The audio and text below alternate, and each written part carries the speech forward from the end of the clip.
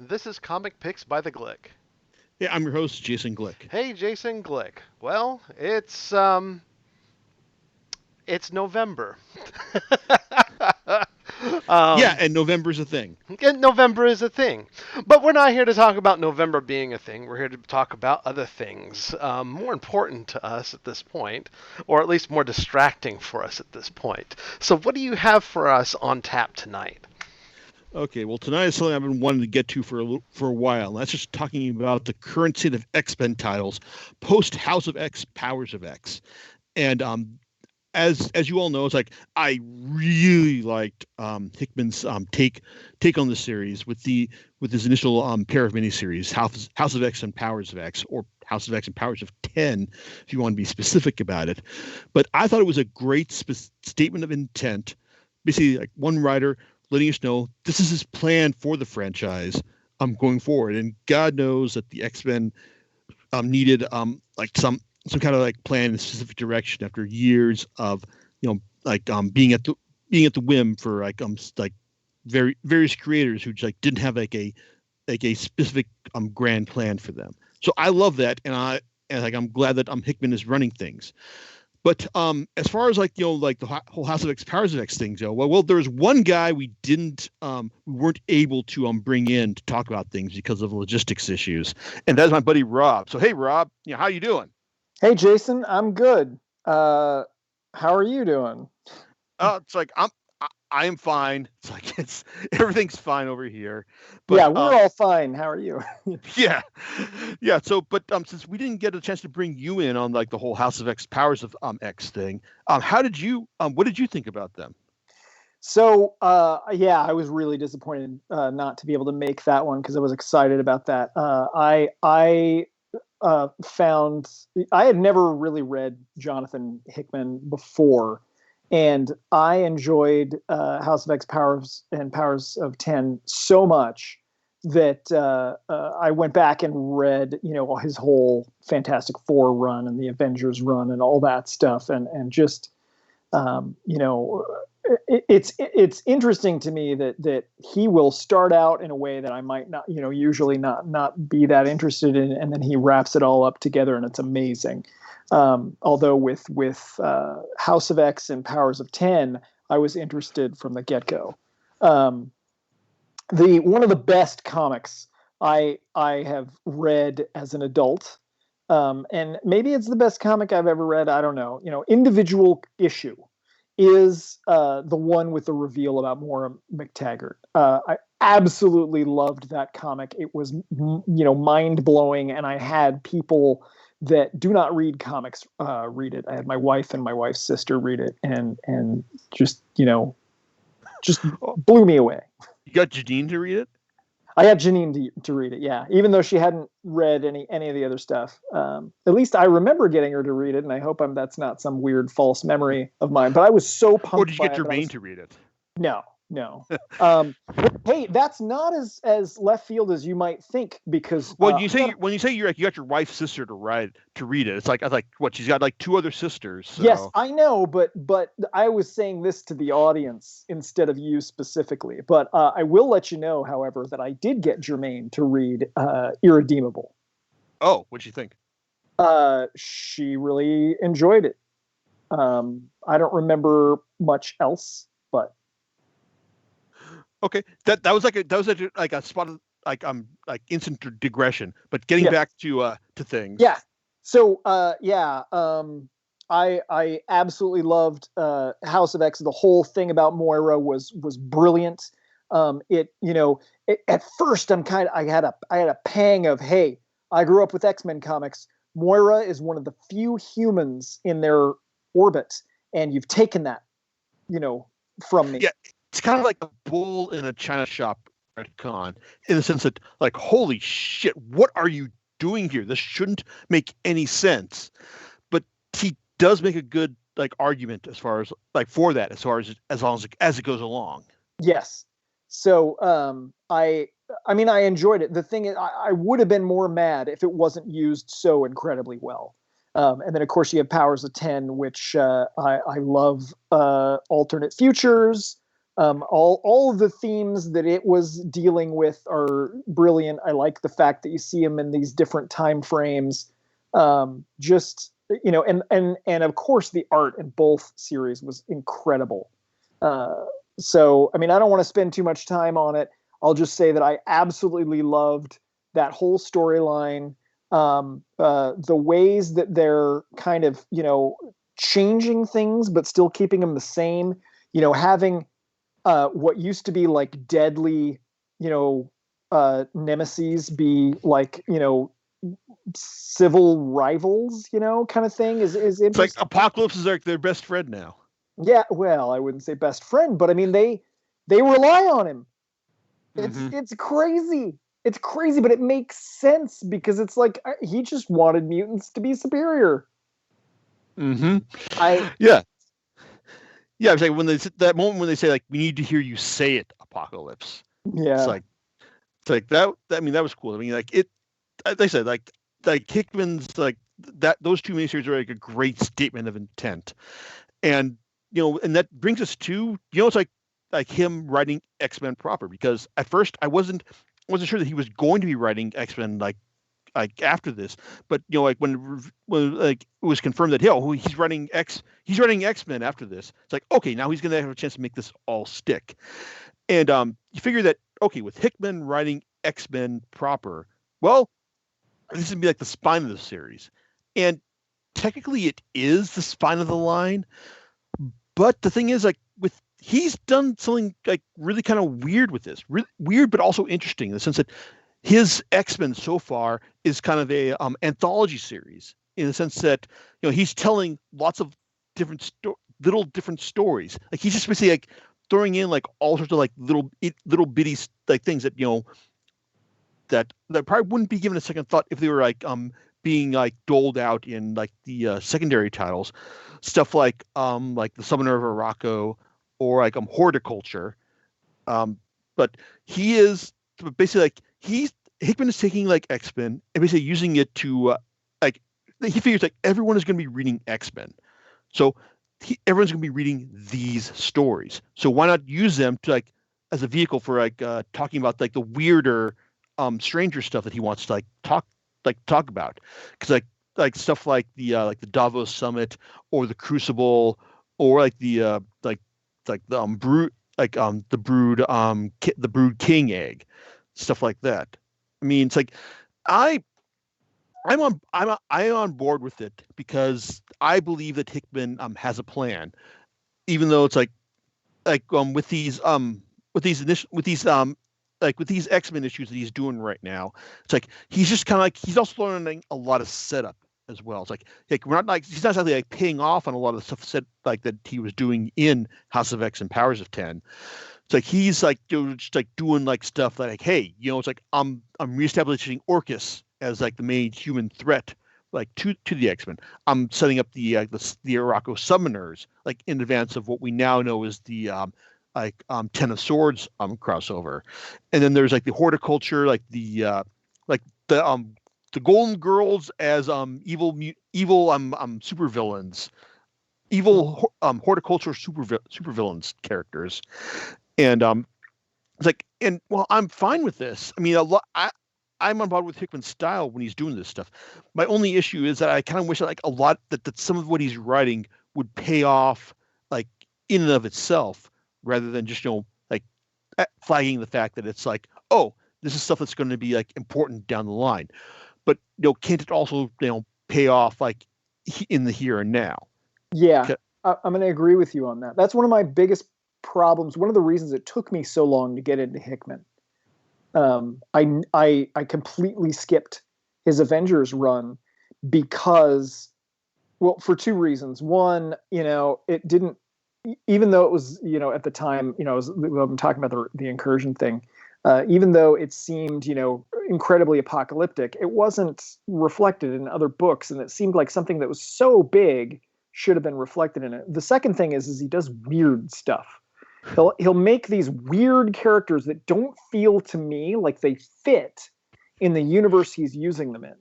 And I feel that way about the Summoner. I feel that way. I mean, I don't want to get into X of Swords or whatever, but those characters. And so I'm kind of, to a degree, I'm tolerating it for some of the other stuff that's happening. And hopefully it comes back and has a big payoff and is interesting and all that kind of stuff. But yeah.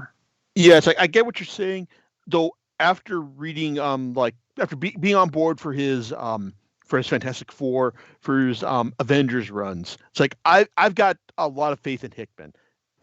Even after reading East of West, it's like, even if it was that for me, like, this is like something I talked about in the podcast a couple of weeks ago. It's like, it was more, it's like, style than substance. It's like, it was still like entertaining, and in the end, it's like, it still came together.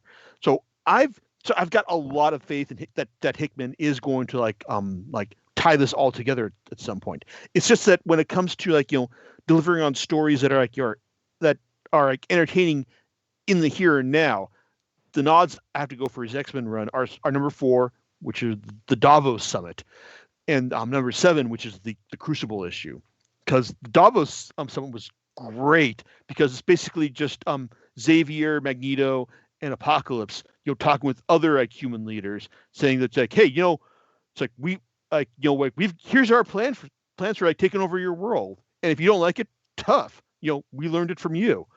It's like, and it's like, but as the X-Men have always been like positioned as like the metaphor for like minority, like, or underprivileged like classes. It's like seeing them tell them to tell the other countries this. It's like kind of like, okay, I'm fine with this. I mean, like, everything you're saying here makes sense. Hey, I'm a human, but can I sign up anyway?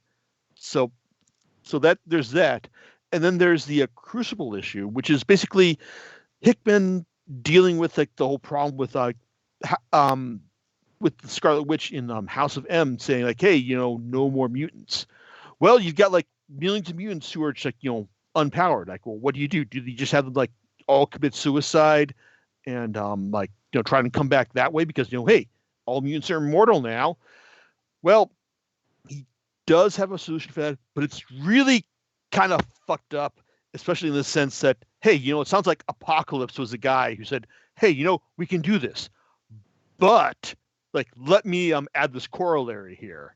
So, and I kind of get his idea, what he's saying here, but it's still kind of fucked up in the sense that it's almost ritualized suicide, from a certain perspective. Like, Rob? Yeah, I agree with that. But it fits his kind of whole, he wants, the strongest to survive kind of thing. And so if you want to be part of this, you got to really commit to it. And that's the other thing is that it is also offering them a choice.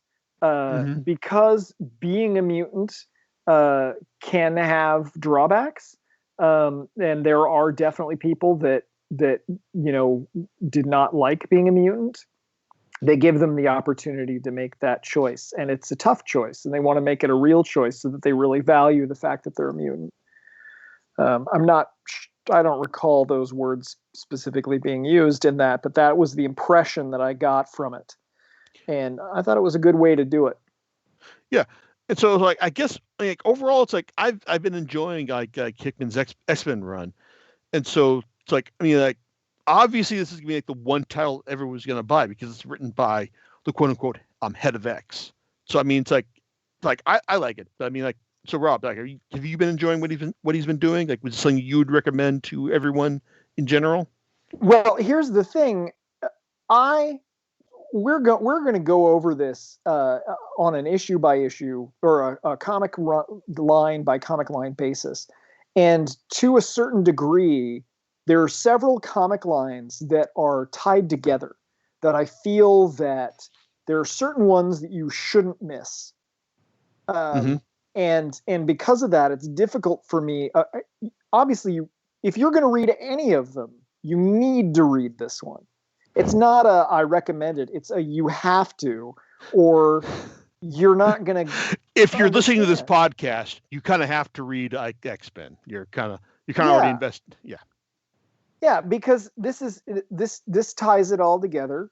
And you're, when by the time you get to X or Ten of Swords, a lot of the background isn't going to be there if you didn't read it.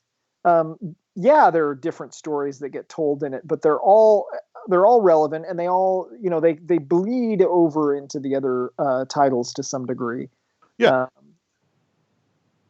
Yeah, and I guess like when it comes to like bleeding over to other titles, I guess it also like kind of bleeds over into New Mutants, because this is kind of like a weird series, because Hickman crammed a New Mutants miniseries that he wrote into this, while leaving Ed Brisson to write the other issues of it as well, right? right. Yeah. Hey, I'm unfortunately, I probably should have discussed this.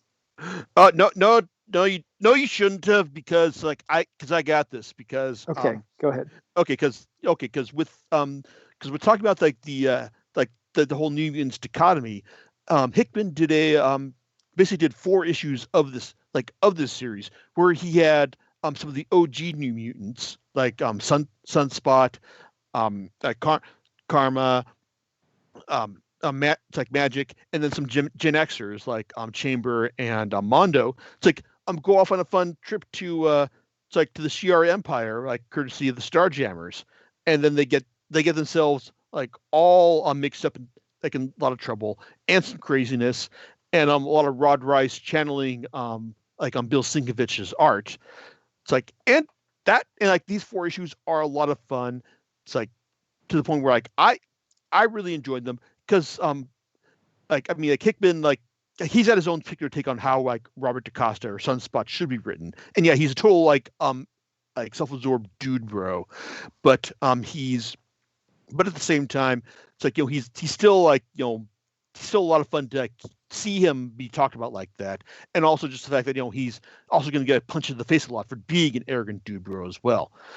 So there's some fun there. It's like, and basically this is all just like about setting up the Shi'ar, or the cosmic side of X-Men as well. But also at the same time, it's like there's Ed Brisson and artists Flaviano and Marco Failla doing their own thing on New Mutants as well, which is basically just like them running off to various places to bring in like mutants and stuff.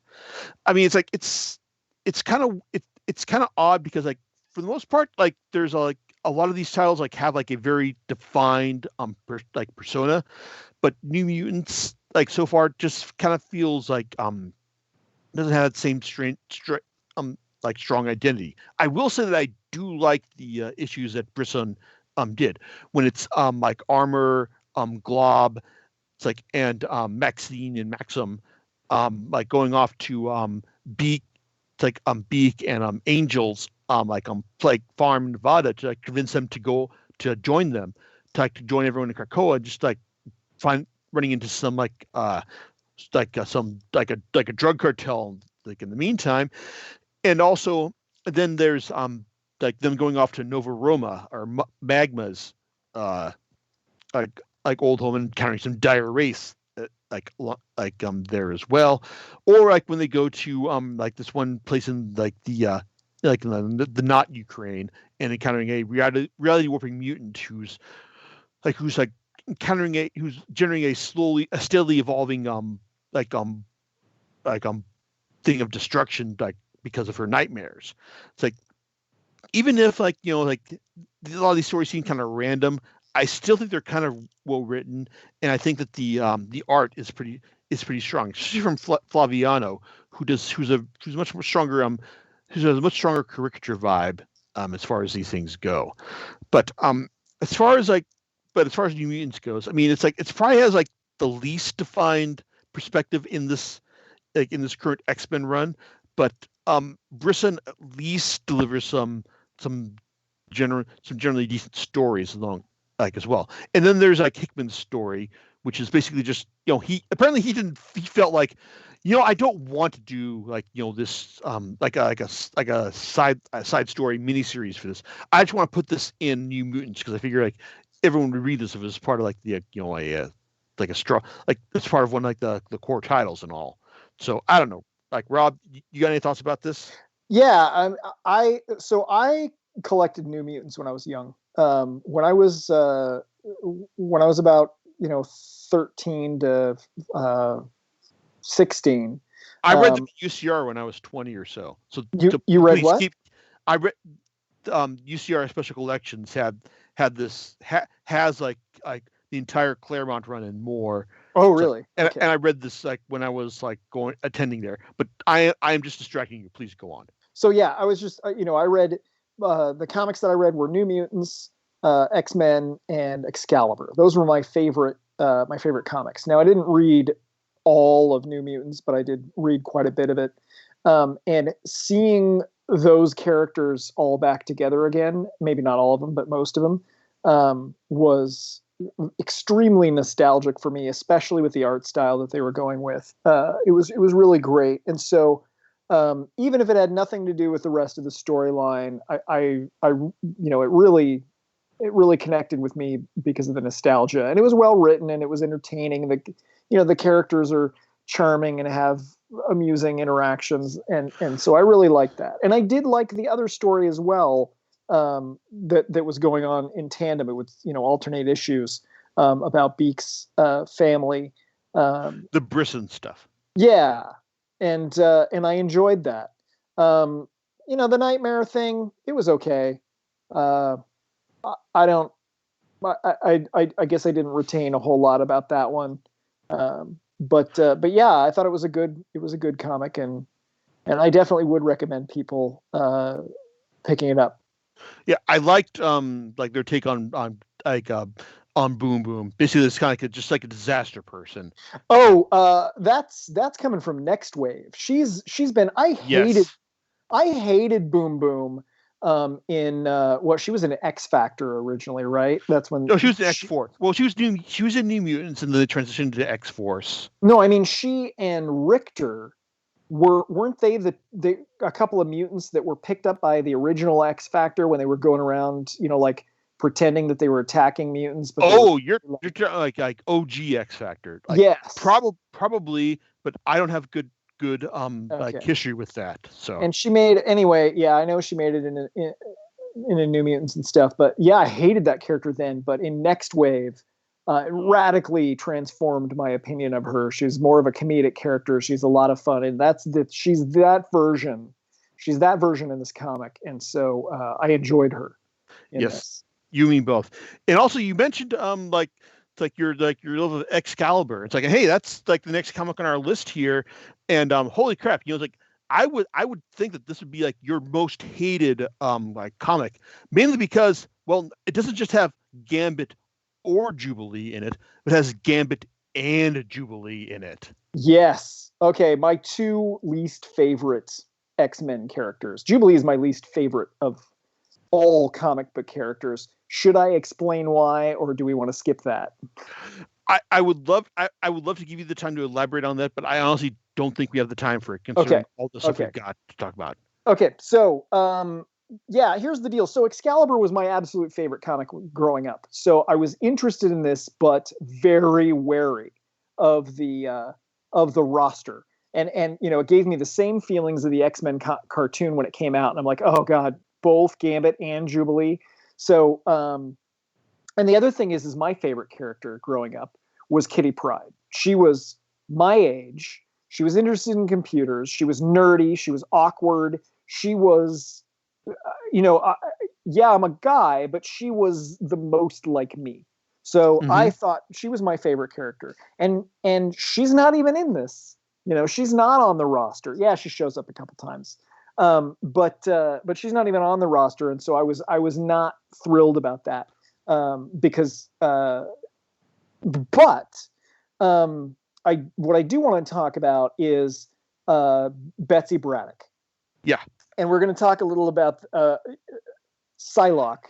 How she's not Psylocke anymore. Yeah, we got to briefly touch on this. I'm going to touch on it very briefly.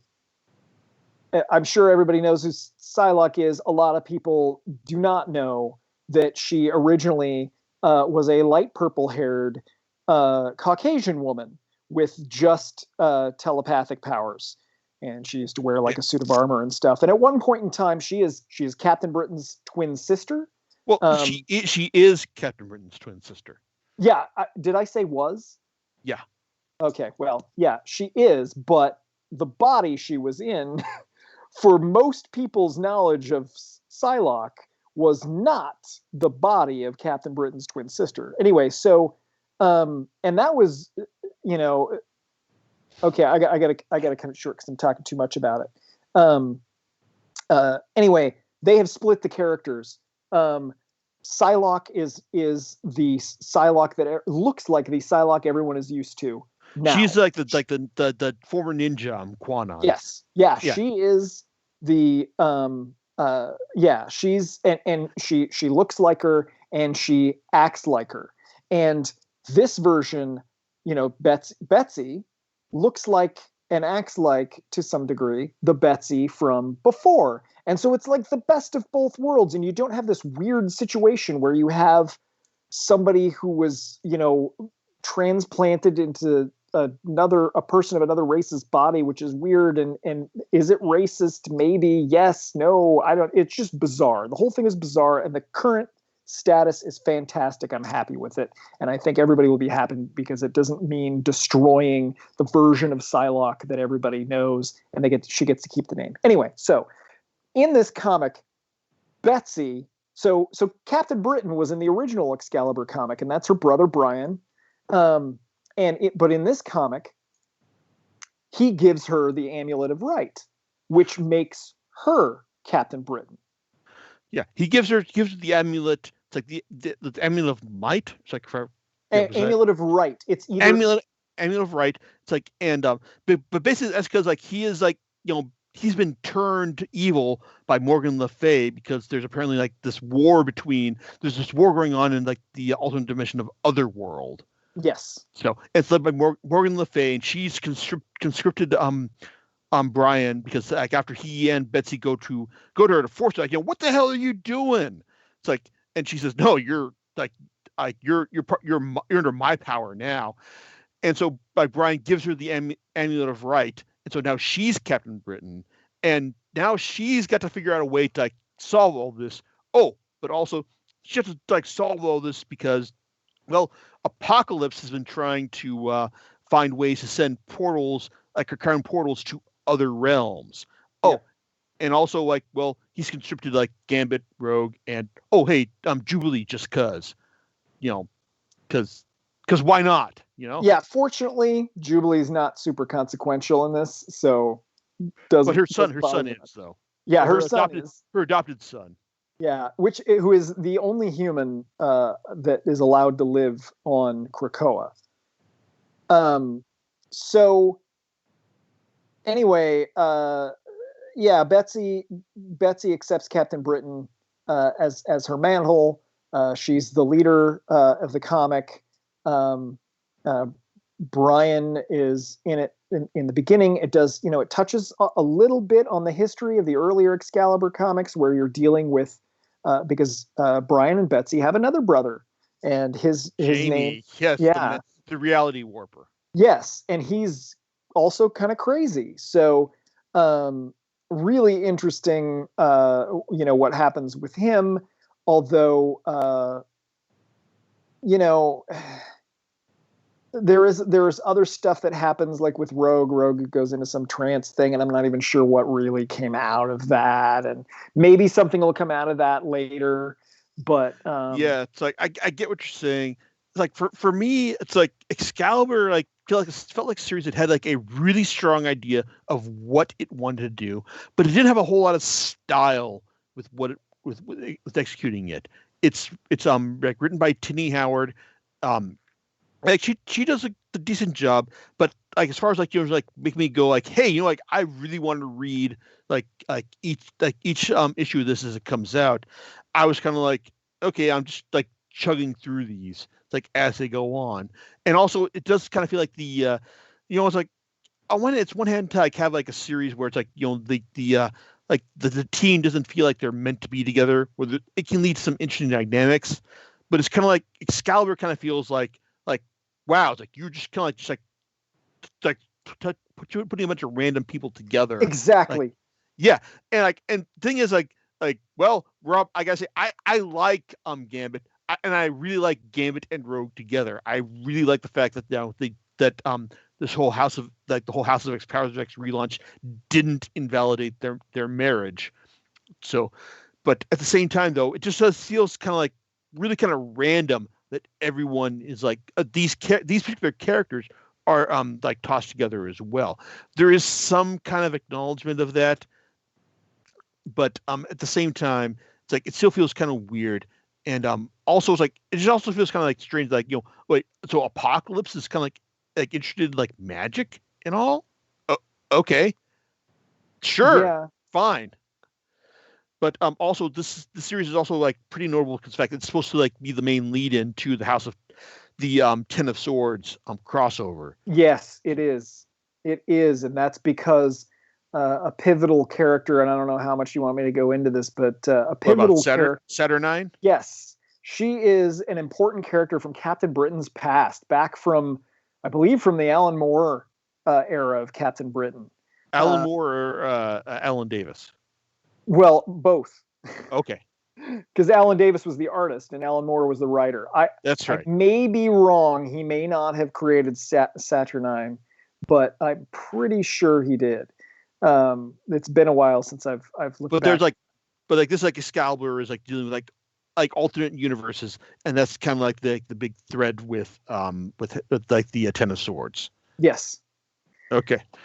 It's like, and so yeah, it's like I guess to wrap things up, like Excalibur, it's like important to the line, but maybe not quite as entertaining as it should be. Really? Yeah, I guess so. I do want to say that I don't think we've really mentioned. I think the art's great in it. I really love the art. Marcus Toe, he does most of the art here. It's beautiful. I love it, and I love seeing these characters drawn by him. So for that, I enjoyed it. It's not like I agree that the storyline isn't, the most exciting or whatever, but at least, some of the dialogue is good and there's good characterization as far as that goes. And for me, it's definitely not a bad series. Yeah. Okay.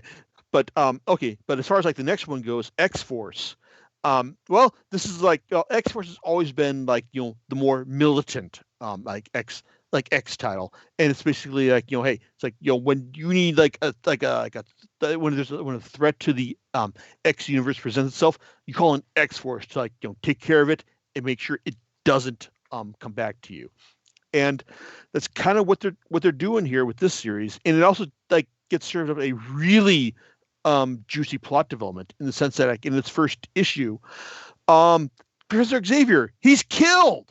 It's like he's shot in the head, like right through Cerebro, and that's when that's kind of drives home the fact that hey, we need like our CIA, we need like a mutant, we need a mutant CIA, we need a mutant Delta Force, and who are we going to get to lead it? Well, Wolverine, obviously. It's like, but we also need like other like mutants who are willing to pull the trigger, and so we get like characters like Domino, Colossus, Quentin Quire, and also like Jean Grey and Beast to help run things for a while. Oh, and Domino as well, because she's a stalwart X-Force as well. It's a little weird to me. I just want to jump in here. It's a little weird to me that they're including Colossus on this, and maybe that's because I haven't read, maybe he's changed something, but he was a pacifist for a long time, and to me it's weird to have him on X-Force. He was apparently on the Cable and X-Force series a little while back, but it's like he's not really like big on the series. Like I think like the whole like Domino Colossus relationship comes from that series as well. But basically, this is like the series that just kind of like trades on like, hey, it's like hey, there's threats to the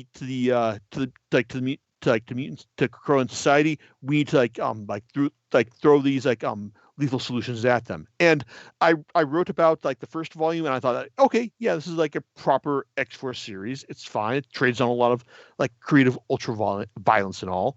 But also after reading like the next couple issues that are currently available on Marvel Unlimited, I will admit that like Domino's like attempts to get her luck back like were pretty good.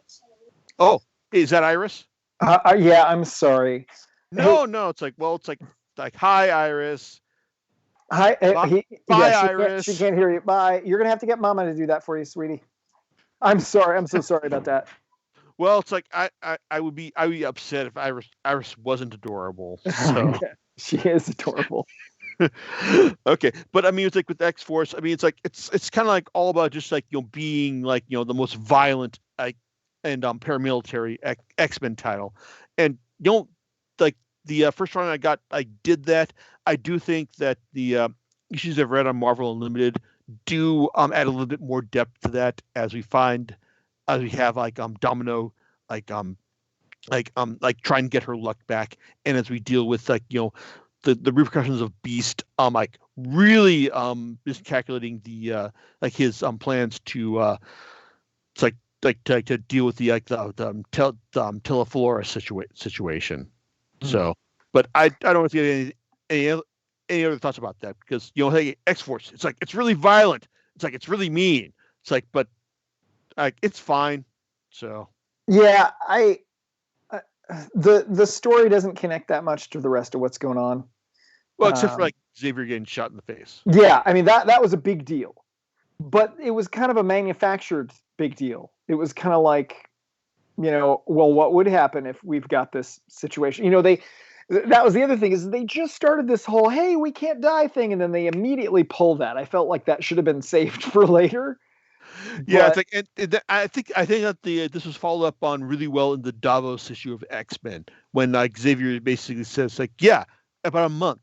We let this go we did our thing for a month and then you sent someone out to kill me. But yeah, you know what? There's someone who is I am not really willing to like give up on like loving you guys. yeah, So I I'm mean glad I you brought that up. yes, So, I think yeah, no, it's cool. So I think that like that it's like it's kind of cool in the sense that like this is like shows you how interconnected these XLs are, which I think is great. But at the same time, I think like the best like depiction of that the fallout from that act of like Xavier getting shot in the face from this first issue of X Force was handled in X-Men #4, not in X Force #4, such as right, it is. right, yeah, that's true.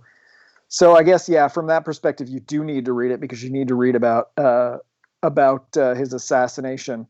Um, the rest of it, I don't know. I mean, there were some other things that they did that I feel like hasn't had any bearing on the story lately. Yeah, I So will say that like writer Benjamin Percy does a good job of like with the ultra violence. I mean, like even if like Domino getting like parts of her skin carved off her is like fucking gruesome, really. But like Wolverine getting like cut in half when the Krakoan gate gets cut off, and then going on to like stab some of the human attackers. Like that's that's pure Wolverine right there. But yeah, it's really kind of like it's really gory, really kind of gruesome. But that's kind of what S Force kind of trades in, really. This is being written by Simon Spurrier, which is like a different like thing altogether.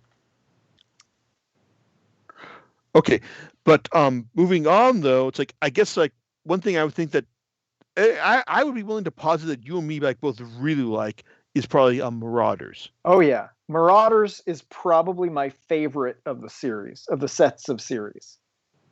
And Uh, that's especially really cool because like I for a long while I thought like Jerry Dugan, its writer, like kind of like was on my like, oh, I don't want to read this because like he wrote a volume of Deadpool that just like tanked the character for me. oh, that's So too bad. yeah, but his Marauders is really great. So I mean, do you want to go like further onto that? I mean, like talk about how Kitty Pryde, like no, she can't use the gates anymore now. Yeah, so that's obviously one of the reasons that it's one of my favorites is because here we have Kitty Pryde, who they call Kate now. It's Kate Pryde, and it Yes. is at first I had a brief moment of resistance, and then I went, you know what? It's about time. She was Kate Pryde in the older version of herself was Kate in Days of Future Past. It's about time we start using that name. She has grown up. She is not a kid anymore. She hasn't been a kid for a long time. Um, and so And she's a she's fucking Kate. pirate captain now. Yes, she is a pirate captain now. So the premise is that Kate comes back, can't use the portals. We don't know why. And so immediately there's, swarms of, does it mean she's not really a mutant? But anyway, regardless, Emma Frost picks her, which this is a lot like if you read the Joss Whedon. Oh yes, yeah. The Joss Whedon Astonishing X-Men, which is fantastic. If anybody hasn't read it, you absolutely have to read that. You do, really. It is amazing. So Emma in that series, Emma picks at the time still Kitty for the team because she knows that because Emma has been a villain for so long and she's trying to be a good person and she wants somebody that will keep her on her toes, and she trusts Kitty. I'm still calling her Kitty because this is at the time. To do that. It's cool. And now she's basically doing it again. She puts Kate in charge of her. There's an extra seat at the table. For the Hellfire Council. When does that happen? Does that happen immediately? I'm not spoiling. No, it happens in issue 2. Okay, so there's an extra seat. There's the White Queen's seat. And this is at the council's table. There's this 12 people. The Quiet Council, the ruling council of Krakoa. Right. So there's the White Queen, there's the Black King, and then there's going to be the Red Queen, which is going to be Kate Pryde. And she is in charge of this ship called the Marauder that Emma provides to her, and she takes a bunch of Omega level mutants with her out to find places that have refused to enter the agreement in order to have their, the mutant drugs that, mutant cures of medicines and stuff, and sell it to them on the black market, and then also find mutants that are not able to access the gates and smuggle them back. Yeah, it's a good, hey, it's like X-Men as pirates. It's yes. Who doesn't want to appreciate a series like that? It's I was down on Jerry Dugan for a long while after having written that that first volume of Deadpool solo, but and even if his work on Infinity Wars convinced me okay, maybe I don't need to be afraid of him. Marauders basically show that, hey, you know what? This is actually really good. I kind of want to follow. I really want to follow this, in his crew, with Kate Pryde, and her team. It was fun. It was goofy. It was irreverent at times, and also and this is I wasn't really expecting to read this, but it was probably the best version of Sebastian Shaw that I have ever read. Yep. Yeah, because it's not Sebastian Shaw has been written as oh, hey, I'm one of the Hellfire Club members. I am a arrogant English style mutant. Ha ha. It's I am just being going to be arrogant over all the other mutants I come across and all. That's an okay thing to have, but with the way he's written in Marauders is the sense that he is being for the first part he's being stomped over by Emma and Kitty for the most part. So he's a villain who is struggling. Oh, and then he's also got his son Shinobi, who Shinobi Shaw. Yes, he was created in the 90s. Yes, I know you're asking this, and this is the reason for that. But he even manages to find a way to position Shinobi Shaw's somewhat senseless death in the Matthew Rosenberg Uncanny run, as a means of tragedy, and also as a means for Sebastian to show, hey, this is why you can't trust Emma and Kate, in the sense he shows Sebastian as a struggling villain. In this first volume, and I was I like my villains to struggle. I like my villains to show why are you meant to be how do you achieve this down position over the heroes, and that's what I really liked about that first volume. And I wasn't expecting to read a version of Sebastian Shaw where I thought hey, I can kind of sympathize with your with your position, and also understand why you're just doing the things you're doing. It's like, and well, Rogers has this central mystery of why Kitty Pryde isn't able to, or Kate Pryde isn't able to use the gates.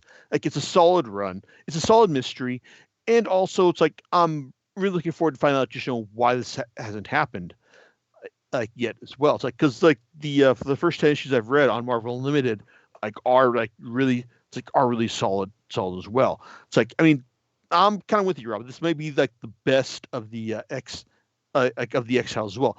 Not counting series whose first issues have made a really good impression on me, which I will get to in a second. But as far as series that haven't made a good impression on us, well, it's you seem to have some particular thoughts about Fallen Angels, right? Yeah, let's talk about Fallen Angels. So I'm just going to be blunt and jump to the chase. This comic is garbage, and nobody should waste their time on it. It is. I certainly didn't. It is terrible. The story is, I've been commenting that some are more and less consequential to the overall storyline. You can completely ignore the story; it has no impact on anything, and it has terrible characterization of Laura Kinney, who reverts to the name X-23 in that comic. And for no reason. She's been Wolverine for a long time. She's just X-23 again. They don't really mention it. And which, by the way, Hickman later makes a point of having her say in, I think it was the X-Men comic. I don't remember which comic yes, it was. X-Men number 5. Yeah, he has a point of making her say, "Hey, I'm Wolverine." So and Wolverine and Logan goes, yeah, you tell him, kid. Yep, exactly. So I mean, it was bad. I don't want to. I barely remember what was in it because as I was reading it, I was going, "This is terrible. This is so bad." The whole time, it was bad. It reverted Laura to a version before any character development, where Psylocke was trying to give her pointers on how she should act and how she should fight and all this kind of stuff, when Laura has been Wolverine for a long time. And you don't give pointers to Wolverine. No, you do not. It's regardless of who Wolverine is. Yes, it was dumb. It was really bad. And honestly, I don't even remember who else was on the team. I only remember those two. It was a bad. I think Cable, young Cable, was in there. Young Cable was on the team. Yeah, I think I remember hearing that this is supposed to be the team for characters who don't fit into any X-Men title or whatnot. Right. Yet they're used, or at least young Cable winds up being used later. I don't know why Psylocke isn't used. It's too bad because it basically was a waste of a comic. It was a waste of 6 issues. Yeah, waste of money. Obviously not a waste of the writer's talent because the writer was no good. Ouch. Yeah. I'm sorry. I don't even know who it was. I don't really care. It was a bad comic and we can skip over it. Okay. Unless you have any other questions you have, all I can really tell you is that kind of stuff because it was just so bad and I could not wait until it was done. And I was so relieved to hear that it was canceled. I was like, yes, this deserved to be canceled. Yeah, well, I think the series that they replaced it with was quite good, but that's not the series we're talking about next. And that's Wolverine, by the guy who wrote X-Force, Benjamin Percy, and longtime X-Men Wolverine artist Adam Kubert. It's I was only able to read 3 issues of this on Marvel Unlimited, and but still, it was a nice, solid Wolverine story in the sense that he finds out that some of the drugs are being appropriated by what's called the Flower Cartel, and now they're they're trying to it's basically the idea is this a Krakoan thing the flowers, the drugs are being appropriated by a new power. And Wolverine has to go in and do something about it. Only problem is that the Flower Cartel has a enforcer the Pale Girl who is good at taking over people's minds and all, and she's good at, and she is able to like it's like snatch Wolverine's it's like mindset, and like it gets him to kill. It's like his his X-Force team, like things like Domino, Quentin Quire, and Jean Grey, like as they like jump into Russia at the first issue. So whoops, it's like that's kind of awkward and all. Yeah, you know, I don't really remember that. I know I read it, but I don't really remember this run that well. And it's probably again because I don't think it was super connected to the rest of the series. There's some kind of weird. Oh, you might not have even gotten to this one. You said what was the last issue that you said was on Marvel Unlimited? 3. Yeah, okay. That storyline hasn't even happened. So, yeah, I didn't. I don't really have much to say about this particular one. So did you read number 4 then? Oh, I've read up to the latest version. Okay, so I guess is number 4 any good then? Hold on. Let me take one look real quick and refresh my memory of what it was about. I mean, I guess it was okay. You may feel differently. I just, I don't really care that much for Wolverine as a solo character.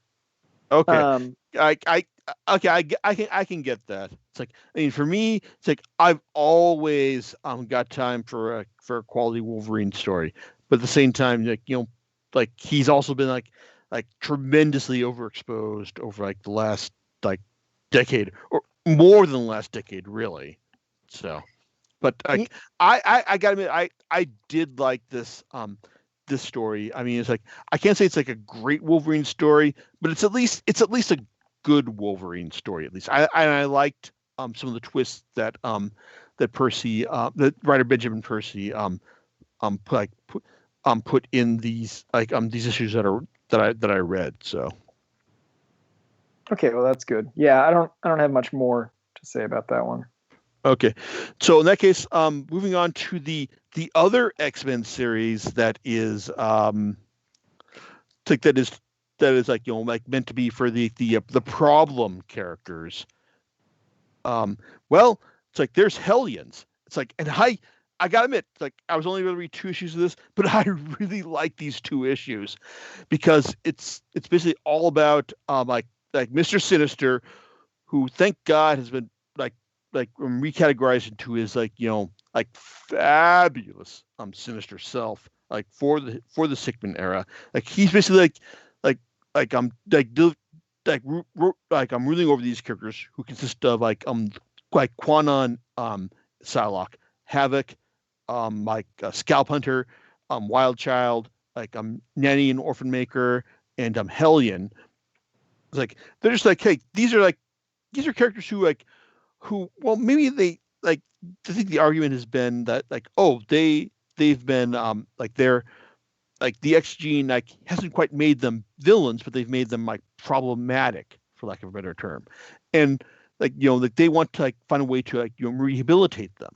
It's like that's good and all, but at the same time, it's Mr. Sinister leading the team, and Mr. Sinister's first job for them is to send them into his old like orphanage, like in Nebraska, I think, and yeah, I don't remember. Yeah, it's like, and it turns out that, oh, wait a second, turns out the Goblin Queen, Madeline Pryor, is running her own shit in there, which basically means that Sinister has resurrected the Goblin Queen, and she is just like running stuff like running some evil like quasi satanic stuff like on her own team. So that's kind of, so yeah, that's bad, but it's a kind of funny kind of bad. The kind of that's really kind of messed up that I kind of like. And writer Zeb Wells, I think he does a good job of like positioning this team as like really kind of goofy, as really kind of like, oh, this is like a really kind of like problematic thing like to deal with as well. So it's like even though I was only able to read 2 issues of this, I would like to read 2 more of them as well. Yeah, so I enjoyed this series also. It is something again, to mention the nostalgia again. If you enjoyed if you ever read the Inferno series, you may enjoy seeing Madeline Pryor again. Here comes Iris. Oh, she's just doing something else. Okay. If you read was it the Fall of the Mutants? It was in X Factor and old school X Factor and X-Men. The one where they encountered the original Marauders. There are references to that. It does have characters that I am totally unfamiliar with, which are Orphan Maker, Nanny, and Wild Child, and Empath. But I found them to be interesting characters, and I enjoyed them. So yeah, I thought this was a pretty good comic as well. Psylocke is in it, so you get to see Psylocke in one good comic. That's always great. I'm also, Greycrow, I guess was he a Marauder? I don't remember that name. Did he go by something else? Can you hear me, Jason? Oh, he just stepped out just for a second. Oh, that was him. I thought that was you that said that. No, actually, that was him. But that's fine. Okay, I saw the message, but things were happening. So, yeah, I thought it was a good comic. The art is beautiful. I am not familiar with the flamboyant Sinister. He was introduced to me in House of X and Powers of 10. And I really enjoy this version. There's a lot to enjoy in this series. So I definitely would recommend that people read it because it's just fun. The character interactions are fun. It's good to see these characters again. There's also some emotional sequences. So yeah, definitely would recommend Hellions. Yeah, it's like I definitely like to see who wins the fight between Psylocke and Wild Child. Well, okay, I know who's going to win the fight, but still I want to see her assert her dominance over him. For a better term. Yeah, but I think that it does a good job of just not saying of throwing up some unexpected things for us. Showing us how these problematic characters would work in the Krakoan era, but also just throwing us stuff oh, Scalp Hunter is gonna shoot this character in the face because hey, if you do this, I'm gonna shoot you in the face, and he does. Oh yeah, okay. So Greycrow is Scalp Hunter, right? Mm-hmm. I forgot about that because I was a little confused because I didn't recognize the name Greycrow for a long time, and I forgot. I did learn that when I was reading the series. Yeah, it's so. This is something like I said. This is a series that I do want to follow, and I'm looking forward to seeing where it goes. And then there's also Cable, which is jumping completely onto another series, which we've only read 2 issues of. It's this is from Jerry Dugan, who does Marauders, and it's if nothing else, I kind of appreciate the fact that he writes this Cable as kind of a young dork. It's who is into really big weapons. I mean, at first, he's into really big guns, as we'd expect. Then we find out that, hey, you know what? I like the sword. This is my sword is this is what I'm gonna be about. And it turns out the sword is the Light of Galador, which is a specific sword for them Galadorian knights who, if anyone has really long memories, will remember hey, that's Rom's people, isn't it? And also people with shorter memories will think that, hey, you know what? This is a sword. This is going to be relevant to Ten of Swords, isn't it? Yeah, probably. Yeah, so I want to call out specifically the cover art for issue 1 of Cable, which looks like the cover box from a movie from the 80s. It is fantastic. I never really cared for Cable. Not usually a fan of Rob Liefeld's creations, but I'm really enjoying what they're doing with young Cable here. and yeah, it's a lot of fun. He is dating the Stepford Cuckoos, all 5 of them, and that's but pretty they're also funny. playing him as well. Yes, it's just there's a lot of humor in it, and some good action, and I really really enjoyed this series. So I enjoyed these 2 issues more than I was expecting to, which props to Dugan and artist Phil Noto for pulling that off. exactly. I was surprised to enjoy it as well. I really did not expect it. Yeah, but as far as series that have only 1 issue to work with, I actually really enjoyed this new incarnation of X Factor from Leah Williams and David Baldeon, because basically it also has a pretty solid premise to work from, in the sense that this version of X Factor is meant to find out okay, what which mutants are dead and are actually meant to be resurrected. It's and it starts with Jean-Paul Barbier, Northstar, getting a psychic vibe that his sister Aurora has died. It's but the thing is, when he goes to the 5 to tell them, hey, my sister's died, now resurrect her. It's and that's kind of the arrogant Northstar that we expect. But when they tell him that, wait, no, there's all these other people who haven't died, and so you need to find out. So you need to actually have some proof of death for her. How do we know that she's actually dead? Which it's a fair critique right there, and that's where the crew for the series comes in. It's really eclectic, but it actually kind of works out pretty well, because then you got Polaris, you've got Rachel Summers, aka Prestige, you've got Prodigy, iBoy, and Dakin of all people.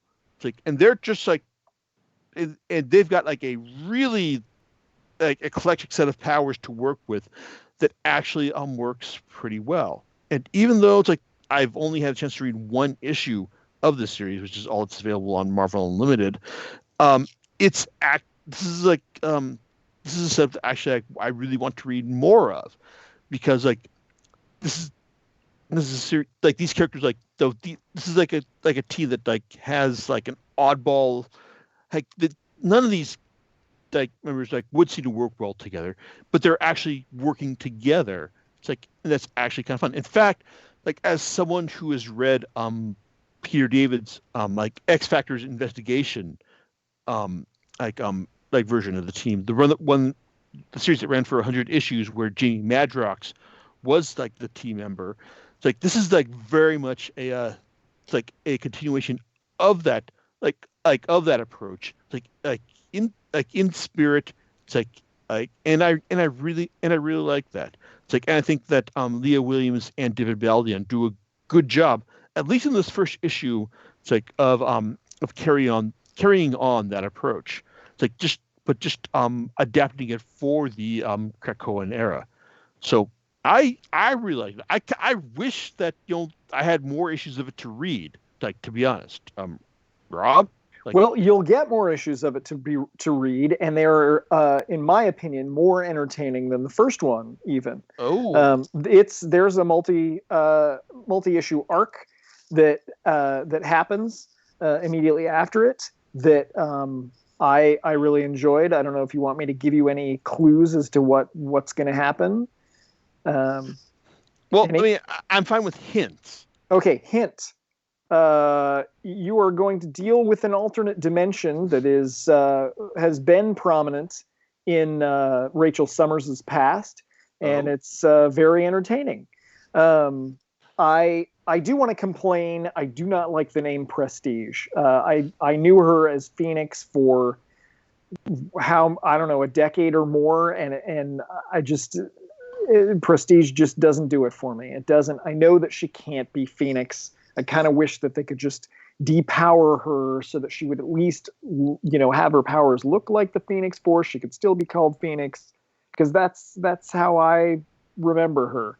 But anyway, that's my little aside, that I don't like the name Prestige, but I can't think of a better one aside from just reverting her to Phoenix.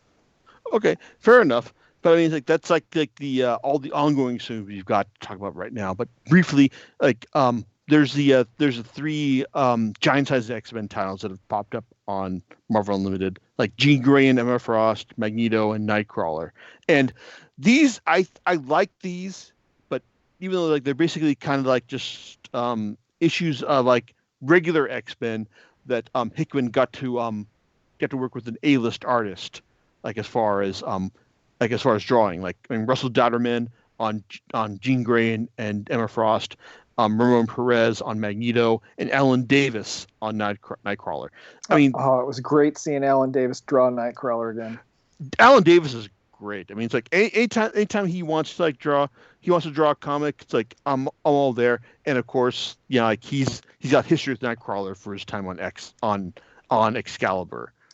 So, but I mean, these are basically like titles where like we're setting up like stuff for future reference, such as the techno-organic thing in Storm's Head, the island that Magneto managed to get for Emma Frost, and the thing that it's like, and setting up these alien like bounty hunters, the Sidri, like in the old Westchester mansion, while also establishing that hey, Douglock like is still a thing as well. Yep. Yeah. So I mean, it's good, but it's also just kind of like these are basically just kind of like issues of adjectiveless X-Men that were just given like more of an artistic focus more than anything else. Yeah, I enjoyed the various one shots. I really should have refreshed my memory on what went on with them. The Nightcrawler one's really the only one that I can remember really well. The Jean Grey and Emma Frost one was basically just like an issue-length homage to the Grant Morrison, Frank Quitely silent issue from back in the day, which you have in your library, because I gave that to your wife several years back. Yes, and I did read it, but that was years ago that I read it. But that issue, that is good. I had forgotten about this issue. I'm looking over it now. Yeah, this was really good. Yeah. And I guess like finally on our list, there's the X-Men Fantastic Four like crossover, because hey, because like while all the all mutants are welcome in Krakoa, there's one mutant who hasn't come over to there. There's Franklin Richards, who's like an Omega level reality warper, who as the current Fantastic Four series is spelled out, well, his reality warping powers are finite. And apparently they're not. It's like they're trying to find a way to restore them as well. And it's like and both the X-Men and the Fantastic Four both have ideas about where Franklin Richards belongs. It's like in that regard. Yeah, this was really. I really like this one, first of all because Kate Pryde is in it, and it refers back to the old school X-Men Fantastic Four crossover, which happened after the Mutant Massacre. Kitty Pryde was stuck in her phased form and was gradually losing her ability to solidify, and the Fantastic Four and the X-Men enlisted Doctor Doom to help her. And so there are a lot of parallels here. Because now it's about Franklin, and she's there to be his friend. The X-Men are and the Fantastic Four are more thinking about what they want, where they're like, "You're a mutant, come be with us," or "You're our family, be with us." And Kate is telling him, "You get to make this choice." Yeah, it's like I like the rapport that she had with Franklin in the series. Like, I mean, it's like, well, both like the Fantastic Four and the X-Men, like as represented by Xavier and Magneto, basically had their own agendas here. So she seemed to be like the most concerned with what do you want, Franklin? Well, she and Valeria seem to be most concerned, like, what do you want, Franklin? Right. Oh yeah, Valeria. And that's another thing to mention about Hickman. I really loved his Fantastic Four run because I thought that Franklin and Valeria were so much fun. Valeria is a great character. So kind of disappointed that they aged him up, because it's a lot of fun to have a supervillain in the mind of a 4-year-old girl. Um, but still a good character. Just really enjoyed the series. The art is amazing, of course. Yeah, it's like it was nice to see Terry Dodson be given like the full time he needed to like pull off like a full issue, because like there's like a lot of this stuff in recent memory, like his Princess Leia and his Axis issues. Like there's some parts of it that read like oh, like he had to like bang this out like right like in like the next 24 hours. But like with X4, it's like he delivered some like really classy stuff like over the course of these issues. And like I think that that Chip Zdarsky did a good job with like sussing out the immoral and problems between these two teams, and especially like bringing in Doom to like advance his own agenda. It's like in between these as well. And also, but also like what really like got the series for me was like the final couple pages when like Xavier and Magneto take Reed Richards to task for saying, "Oh, so you created a device that can like screen out like the mutant gene. Okay, so we've got ideas about that. We are not going to let you deal with that. It's like in the future, but we're also not going to let you forget that, because this is how we are now." So Yep. that's really kind of interesting in the sense that, also in the sense that like a lot of this like a lot of the current X-Men stuff has basically just been meant to show like the mutants like that they are now like top dog and all. Like, they are like the people in charge, and like it's also going to be like showing about how they deal with things as well. But at the same time, there's all these like new problems as well, because like I really feel good about this current like era of X-Men. Like for me, like I think there's like a good like solid like through line like between the titles. Like there's like, and also like the creators of the titles are also like talking with each other, like being like knowing like, okay, this is what we're doing, so like we aren't going to step on anyone's toes as well. But but also like, and then there's like it's a good solid like direction for this. I mean, like how do you feel about that, Rob? Um, yeah, I'm interested to see where this goes. I expect there to be some kind of uh, uh, eventual conclusion to all of this, because you can't have an amazing set of series like uh, House of X and Powers of 10, and then not come back to all the things that were set up in it. Yeah, Um, it yes. I think that my main concern is that like this is going to be like one long walk back to the status quo, and I kind of get that feeling here, because like with all these series that are being that are being like that we've talked about here, there's all these like different like villains that are being set up here. Like there's Covenant Kaba in Excalibur, there's Xeno in X Force, there's Horticulture in X-Men, there's Orchis in X-Men as well. It's like there's all these different like villains. It's like being set up. Like, and you know what villains love to do? They love to team up. So my fear, well, not really fear. I guess my expectation at this point is that there's going to be like some kind of like giant team up where all these villains like work together to like bring the X-Men back to the status quo that we know. But also, I also kind of get the feeling that maybe there's gonna be some kind of like excuse for that in what Moira represents, because House of X and Powers of 10 showed that she was like kind of the main architect of this, like Yeah. that she was like running all this, and that there's there's all this stuff that's going on Krakoa that like, hey, everyone is kind of like buying into like like blinkered like of like past events. Like everyone is like hey, I remember you. It's like maybe I hated you and all, like with Wolverine and the Gorgon. It's like, it's like stuff like that where you think that, hey, that's really kind of weird. These characters should be working together, like, and like sharing a beer and all. It's like, so I think that if there's going to be like some kind of like, if there's going to be shenanigans revealed that someone is like manipulating like this whole thing to like to tell us that, oh, it's like everything is not good. Like we're gonna find that Moira has been like manipulating things as well. But also, I think that hey, like this is just as me as in a personal level. It's like that. Hey, it's like yeah, you're getting Mystique to run missions for you and promising her something that she's never gonna get. Oh man, what kind of idiots are you? Like, don't trust Mystique. Never trust Mystique. She is not to be trusted at all.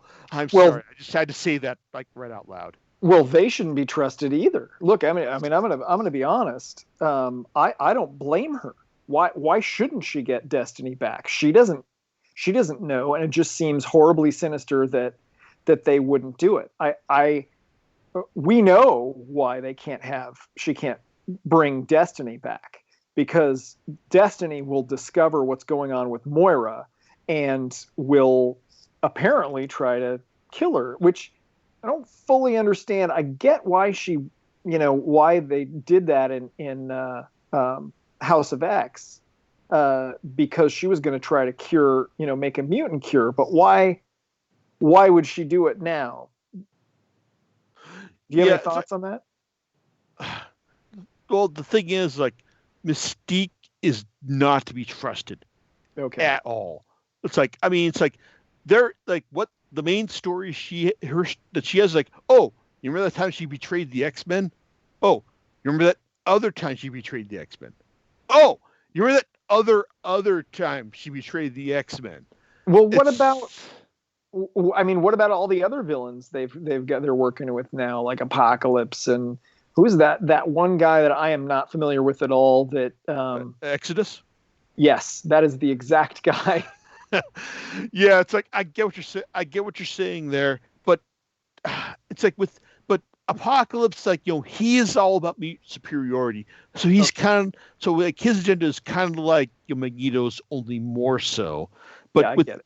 With Mystique, I mean, every major story every time she's been aligned with the X-Men, all she's done is just stab them in the back.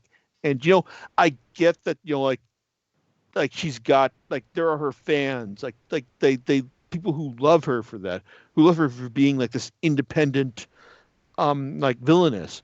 But it's like I look at her and think, it's like all you do, like you're the Scorpion. It's like all you do is just you sting. You just like stab all you're here to do is just like make things bad, like for for people who are working for who are working for a greater good, like even if the means don't exactly justify the ends. So it's like that's me at least. So well, I'm going to ask a question regarding that, which is, and maybe this is because I haven't been reading a lot of recent Mystique, but okay. Destiny died in like the 80s or something, right? Something like that, yeah. Yeah. So how much of that was because she's broken, because she lost the love of her life, Okay, that on one hand, that is a fair point. On the other, that is not something that has really been played up a whole lot, like in recent years. It's like we have not. It's like if the idea that like Mystique has been acting the way she has for like the last decade plus because of like her loss of Destiny, then okay, I could get that. But at the same time, though, it's like she's basically been portrayed for the last decade plus as someone who was like going to act in her own interests, because she is a character who is going to act in her own best interest. That's how they've been depicting her now. Yeah, well, but I'm going to bring this up unless you don't want me to. No, go ahead. They're starting to make things canon and overtly refer to them that they only hinted at before. Characters that they wanted to do things with that they couldn't because the comics code wouldn't allow it, or their editor Oh, you're talking allow. about how Mystique says, "Bring me my wife back." Yes. Yeah, it's like I don't think that like that the fact that they like hers is a lesbian relationship with it's like with Destiny is like the big deal breaker here. It's like I mean like, I still feel that it's like Well, no, not here. I mean, how much of her past characterization, um but okay, I may be totally creating this out of whole cloth here, but um how much of her past characterization uh may have been intended to be because she's a broken person, but they didn't want to say that because they weren't allowed to hint that it was because of the loss. okay. You can answer this because you're going to know better than me. I get what you're saying right there, and you know what considering the retcon that has been put on like Moira, I I am absolutely willing to entertain that as well. It's like that this that like whatever like retconning of like Mystique and Destiny's relationship like as queer canon. It's like like this like I'm perfectly fine with that. It's just that it's like at this point it's just kind of like that whole it exists in that whole retconning like stage, and I think it and the thing is, I think that was what was intended, like by Claremont back in the day. But but like, it has to be done as a retcon right now. But at the same time, though, it's like I get it, but it's like looking at how like Mystique has been handled over like the last couple decades. It's going to take like some really like skilled work to make me think that like this is like dramatically weighty, as opposed to the fact that it's like, hey, okay, don't trust Mystique because she is not to be trusted. She is, Okay. yeah. That's kind of like it's like you're kind of working against like decades of like like Mystique being characterized as being someone who's not to be trusted, and I can get that like, oh, this is why she's not to be trusted, but you've got a lot of like stuff to work against like from there. Yeah, I haven't read much with Mystique in it since really since the late 80s. Uh, Okay. so my vision of her, it was back when she ran, remember Freedom Force, I think it was called. Oh man, it's like I do not remember that. So But it was let's see her. So that she, well, no, it's from Days of Future Past. She was, yeah, ah, she was the leader, and it had the Blob, and it had Pyro, and then it had some other people in that it. that would make sense because like I can see her doing something like that in that situation. Right. Yeah, but I guess I guess like because we've gone on for like a really long time and I've really liked talking to you like about this, but I guess like as far as like what X-Men like current X-Men titles we want to like be talking about, like what we want to read. I mean, there's obviously adjectiveless X-Men. Yep. Okay, but also Marauders. Yeah, Marauders is definitely number two. Yeah, and also even though like there have only been a couple issues, I really want to read more of Hellions and X Factor as well. Yep. And I recommend Cable up there with Hellions for fun factor. Just a lot of fun. Yeah, and it's like I also think that well, it's like you probably need to read like Excalibur because it's going to be relevant to the like Ten of Swords crossover as well. Yep. So yeah, and but also it's like I think like they've generally like I think the writers have done like the writers and like have done a good job of like establishing like each series as being distinct, like in the sense that you're not going to like be reading like the same story like if you like pick up like a general title like one specific title as well. But overall, it's like I like the current like direction of X-Men and like where they're going with all like where the writers are taking it and where Hickman is going with it. Yeah. I'm looking forward to it. I wonder how much he's going to tie in with his previous Fantastic Four and Avengers runs, because they did mention at one point. That what was it? Saul's hammer. Yes, that was they were like the orchestra was like taking precedence in there, weren't they? Yep, and then you've got X-Men Fantastic Four, and Franklin is becoming important, and Xavier just have this confrontation with him, and I just can't imagine that they wouldn't come into play at some point, especially because Franklin has been mentioned. I want to say that he was mentioned in House of X or Powers of 10 on one of those sheets where they list Omega mutants and stuff like that. Yes, he's an Omega level reality warper. Yep, he's got to be at some point going to be pivotal to this. I'm not going to stop reading it. I'm really looking forward to what happens. Yeah, so she says hey, the next stage of the series is the the Ten of Swords crossover, which is like an old school like 22 issue crossover. God damn it! It's like one big volume, and I'm definitely gonna get that when it comes out, because while I like the freedom that Marvel Unlimited allows, it's I do think I'm gonna want to get this event in its one big big thick omnibus edition, and but I guess so Rob, can I count on you to come back for when we talk about that? Oh yeah, sure, I will. Absolutely great. So I look forward to that. And so John, it's I know you're still there somewhere. It's I don't think you've fallen asleep just yet, but John, do you have any thoughts about any of this, whatnot? I just wanted to hear what Rob wanted to say about Jubilee, but you cut him off. I'm just kidding. Do you want it? No, that's all right. We could talk about that later. But I was just kind of no. I just want to see. I'm just curious myself, because you're not the only one who has that opinion. So, and I'm not defending it. I'm just kind of curious. That's all. So. But that's all I really have. I don't have any other comments at this point. So you know what you're going to talk about next time, Jason? Well, next time I'm going to leverage my new Marvel Limited subscription to either talk about Iron Man 2020, or unless I guess I need to talk to you, John, about doing I told you about the new volume of Batman White Knight, right? Mm-hmm. Yes. Okay, so I guess we need to talk about that. So maybe we'll do that. Maybe it'll be Iron Man. We'll see next time. It'll be a mystery.